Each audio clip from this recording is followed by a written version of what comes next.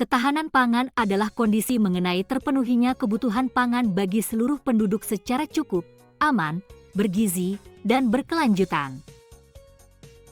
Istilah ini mencuat karena tantangan global yang semakin rumit seperti halnya perubahan iklim, krisis ekonomi pangan, kemiskinan, konflik bisnis, perang dagang, krisis energi, dan konflik geopolitik yang makin mengganggu rantai pasok bahan-bahan pangan.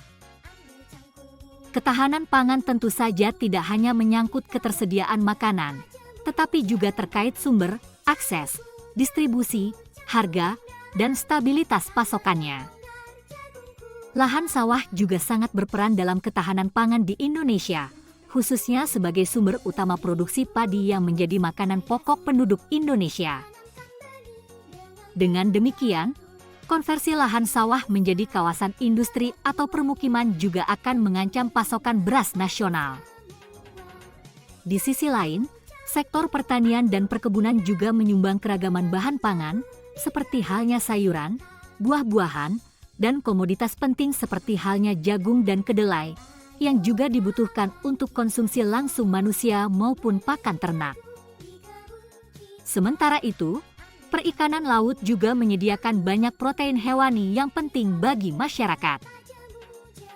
Oleh sebab itu, ketahanan pangan akan sangat terganggu jika sumber-sumber daya yang ada di darat dan di laut tidak dikelola secara baik dan berkelanjutan.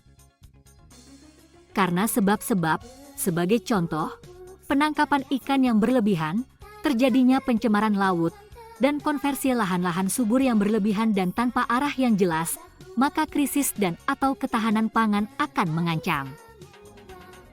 Oleh karena itu, sebagai misal, penguatan ketahanan pangan perlu dilakukan secara terpadu dengan cara sebagai berikut. 1. Konservasi dan penambahan lahan-lahan pertanian. 2. Diversifikasi pangan. 3. Pengembangan industri pupuk. 4. Perlindungan profesi petani nelayan. 5. Pengelolaan sumber daya darat dan air, perairan, secara kolaboratif dan berkelanjutan.